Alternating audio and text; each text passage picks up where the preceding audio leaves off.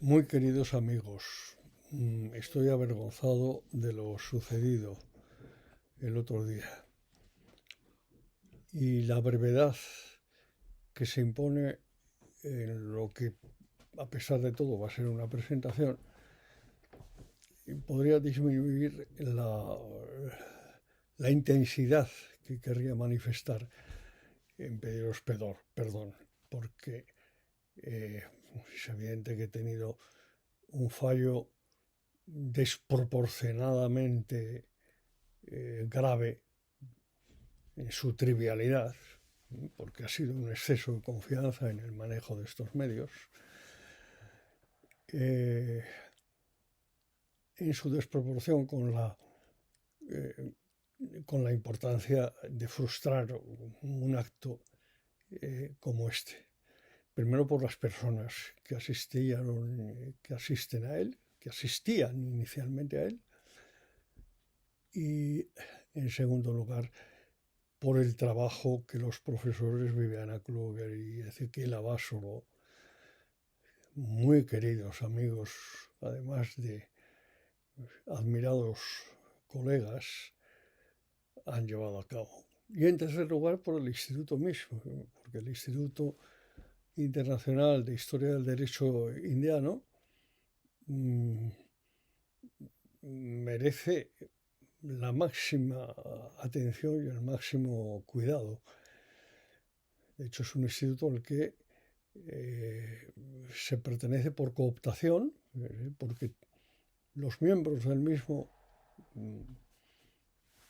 reconocen que alguien debe pertenecer a él, y hay mucha gente que lucha, incluso, o que por lo menos querría tener los méritos suficientes para pertenecer a esta institución y poder hacerlo constar en su currículum. Yo soy uno de los agraciados miembros de ese instituto y me parece que lo sucedido no es precisamente la mejor forma de contribuir y de agradecer esa pertenencia.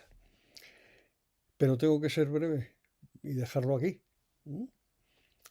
e intentar hacer una presentación breve también, pero muy profesional.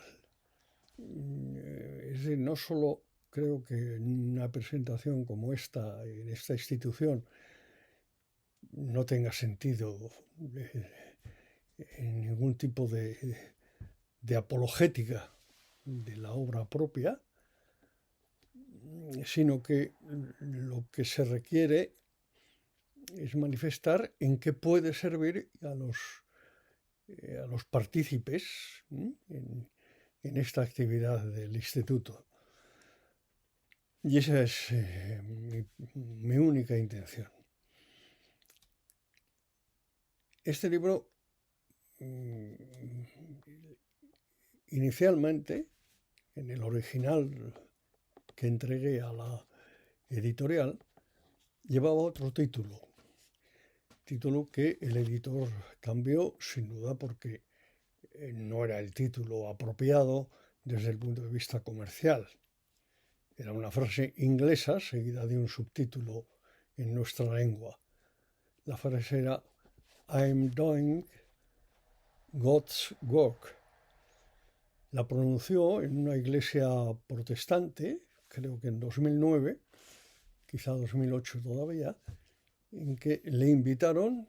Se trataba de una de las máximas autoridades de Goldman Sachs, una de las entidades implicadas en la gestación de la crisis de 2007,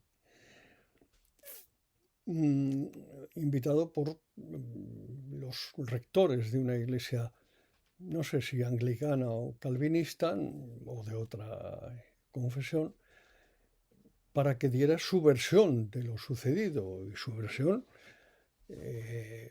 fundamentalmente ética, puesto que todo el mundo enseguida advirtió que la crisis de 2007 tenía un contenido ético muy claro, derivado de la especulación.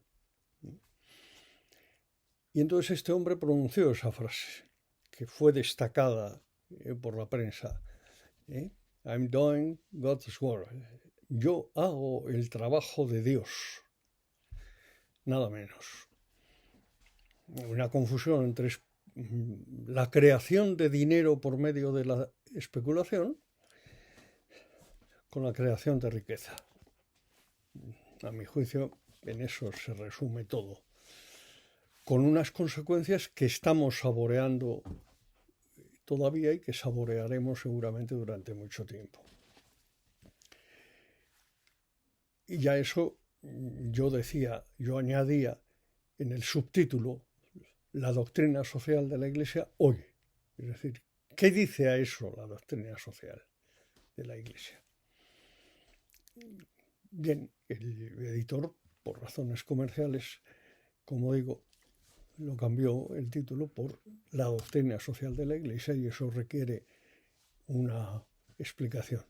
La primera es que esta es una visión de la doctrina social de la Iglesia crítica, o sea, es una lectura crítica, una relectura al cabo de 50 años de trabajar sobre ello y de haber dado por sabidas ya las encíclicas fundamentales, por leídas y releídas, y sin embargo, ya viejo,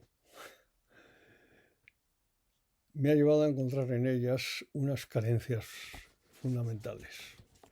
Por tanto, es una lectura crítica, en el mejor sentido de la palabra, una crítica constructiva, pero que no tiene nada de laudatorio. Tiene de laudatorio lo que merece el laudes. Tiene de crítico todo lo que merecen las carencias que he encontrado. No voy a insistir en ellas, porque eso también deformaría la realidad. Es una realidad en conjunto muy positiva. Más bien intentaría, sin más, describir el libro para que sepan lo que pueden encontrar en él, ni más ni menos. El libro, como decía en el título original,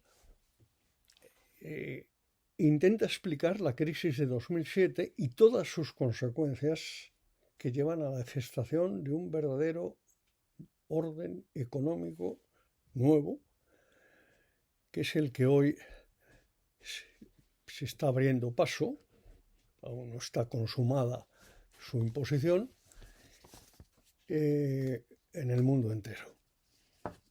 Como consecuencia de esa crisis, quizá por aprovechar, porque se ha aprovechado esa crisis para provocar lo que algunos ya deseaban como forma de configurar un orden económico nuevo. Entonces, ese proceso de 2007 al día de hoy se analiza en el libro. Pero se analiza desde el punto de vista de la doctrina social, que tiene una historia. Y ahí, precisamente para que se entienda la posibilidad, lo que da de sí, lo que puede dar de sí la doctrina social de la Iglesia, la real, la de ahora, la formulada hasta este momento, se hace ese recorrido histórico desde el punto de partida. De forma que el libro tiene en la base dos grandes temas fundamentales. La crisis de 2007 y sus consecuencias hasta el día de hoy. La doctrina social de la Iglesia como un fenómeno histórico que ha ido evolucionando en su contenido en dos sentidos. Uno, en el sentido de una mayor amplitud y en el segundo sentido, el de eliminar o no eliminar carencias en gran parte de origen. No es que el libro esté dividido en dos partes. Una, con lo dicho sobre la crisis, o lo que hay que decir sobre la crisis, y lo segundo, con la historia de la doctrina social. Es otra la configuración. En la parte inicial me sitúo en el año 2009 y llevo adelante la crítica hasta el momento en que Benedicto XVI, al analizar lo sucedido en Caritas in Veritate, 2009, si no me falla la memoria, dice algo que me parece fundamental. Dice, la cuestión social se ha convertido en una cuestión antropológica. Y ahí viene la pregunta inmediata en el libro. ¿Qué es la cuestión social? ¿Por qué el Papa alude a una cosa que se llama cuestión? ¿Qué es eso? Y por tanto, ahí en el libro se da un gran salto atrás para decir, primero de todo, ¿cómo nace la cuestión social? ¿Cuándo nace? A principios del siglo XIX ya se emplea, y cómo en el siglo XIX el término cuestión adquiere una acepción fuerte que tiene que ver con la filosofía jurídica, más que con la historia, por supuesto que también con la historia del derecho positivo, pero ante todo con la filosofía jurídica. La cuestión es, en esa acepción, algo que llama y que debe llamar la atención de todo Occidente, de todas aquellas personas que respondan a esa especialidad o a esa sensibilidad. Y se habla entonces de la cuestión social, de la cuestión religiosa, de la cuestión romana, de la cuestión irlandesa, etcétera, etcétera, etcétera. El siglo XIX está lleno de cuestiones. Basta, es uno de esos conceptos que permiten que baste expresarlo, cuestión social, para que el que lo oye sepa que se habla de mucho más de lo que significan esas dos palabras. ¿Qué es lo que significa inicialmente lo relativo a la justicia distributiva y conmutativa? ¿Eso es una carencia? No, eso es una limitación. Y por eso en el libro se hace un rapidísimo recorrido para advertir que hay una lectura del Nuevo Testamento en clave de cuestión social que se puede hacer y que brevemente hago ahí. Primero. Segundo, que hay 18 siglos en los que lo que preocupa fundamentalmente desde el punto de vista de la justicia distributiva y conmutativa es la usura. Y eso no se llama entonces cuestión social, pero obviamente es otra vez un elemento fundamental en lo que aquí nos interesa por la naturaleza del instituto en el que estoy hablando.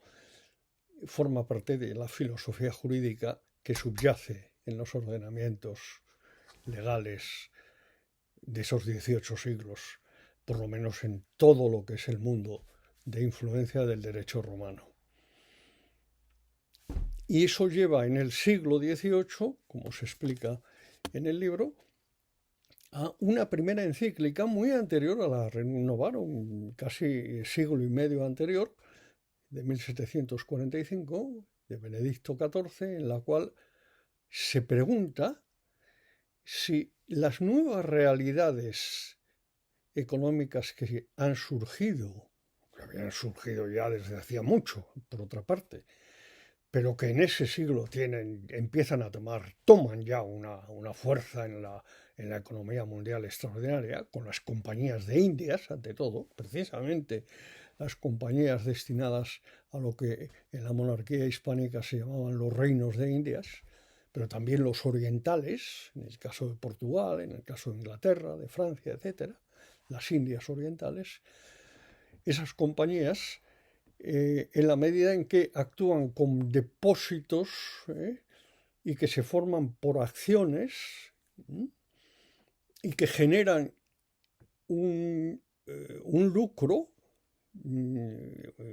que procede de la inversión de dinero en las operaciones comerciales que llevan a cabo esas compañías. ¿En qué medida eso es usura?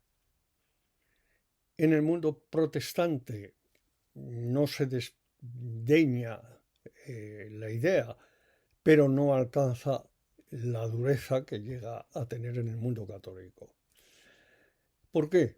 En el fondo por el peso de la teología en la Iglesia Católica, creo, por lo menos este es uno de los elementos fundamentales, y por el peso que la tradición filosófica aristotélica tiene en la teología católica y por tanto en la antropología católica,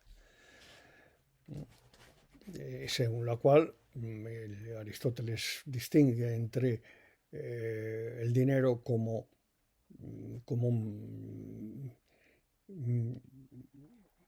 medio de uso o como medio de inversión, y llega a la conclusión de que el dinero no genera en sí mismo riqueza si lo único que genera es dinero.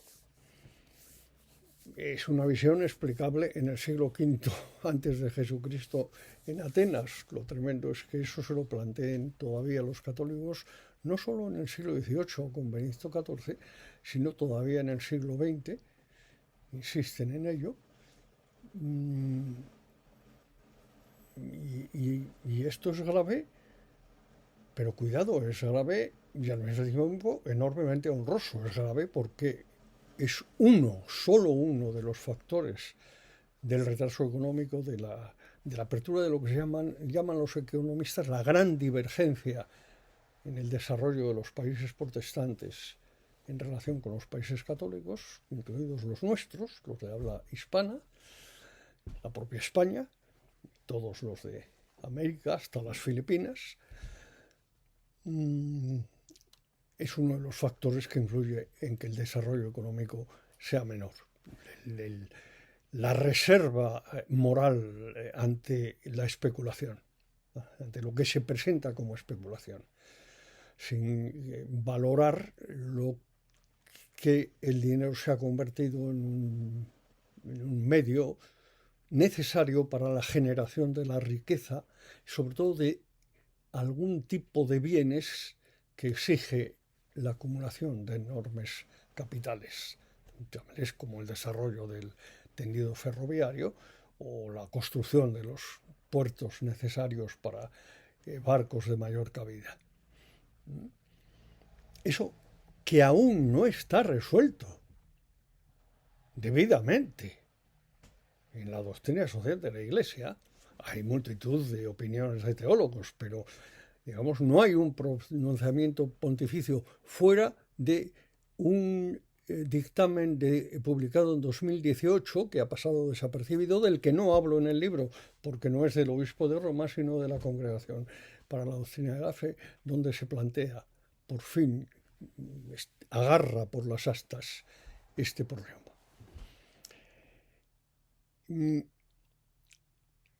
¿Dónde empiezan las carencias? ¿En esto que acabo de decir? No. Esto es una realidad que solo hasta cierto punto se puede considerar carencia.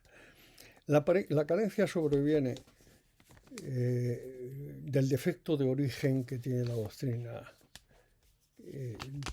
social de la Iglesia hasta Juan XXIII, es decir, hasta Pío XII, ya no a partir de Juan XXIII, que es su relación con el miedo a la libertad confundida con el liberalismo. Confundida en nuestros países, donde a veces no nos atrevemos a decir algo muy claro, y es que la mayoría de los liberales en el mundo hispano del siglo XIX fueron católicos. Y por tanto se puede hablar estrictamente de un liberalismo católico. sin entrar en idealizarlo, de decir que es mejor o peor, no, simplemente que existió. Ese lastre afecta a la doctrina social. Le afecta además algo difícilmente evitable con los medios de comunicación entonces, pero que es grave, sin duda. Y es que en las encíclicas del siglo XIX, especialmente las Rerum y de principios del siglo XX, las intervenciones de Pío X, se ve claramente que, quizá de una forma inconsciente, la civilización cristiana es la civilización europea. Y se desconoce que en Norteamérica la cuestión social se desarrollaba de una forma totalmente distinta, y precisamente los católicos norteamericanos insistían en que se tuviera en cuenta que aquello era una democracia, en el sentido que ellos daban a esa palabra, una partitocracia, una partitocracia, digamos, católica, admisible para los católicos. Eso solo empezó a entrar en la mente de los pontífices a partir de Pío XI, porque la crisis del 29 nació en los Estados Unidos. Si no se universaliza y por tanto no se cuenta con América, América sigue siendo, tanto Norteamérica hasta los años 90, sigue considerada como un país de misión, canónicamente, en la Santa Sede. Mientras que en la América hispana el primer sínodo latinoamericano se celebra en 1899.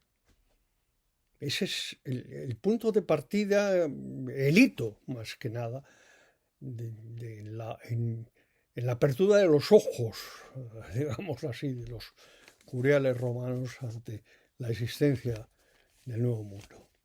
Desde Juan 23 cambia y se explica en el libro cómo lentamente esas carencias van eliminándose. ¿Cuáles son? No puedo detallarlo, sería muy largo. Algunas no se han superado. Por ejemplo, la confusión, y casi diría sobre todo, no exclusivamente, la confusión entre la identificación entre el Estado y la comunidad política. Identidad inadmisible desde el punto de vista de la doctrina jurídica. Y la confusión, la identificación entre autoridad y potestad. Y eso lo he documentado, no es una opinión.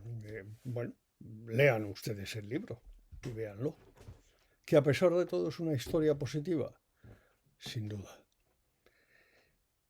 Querría decirles muchas más cosas, pero ojalá les sirva ese libro tan singularmente presentado.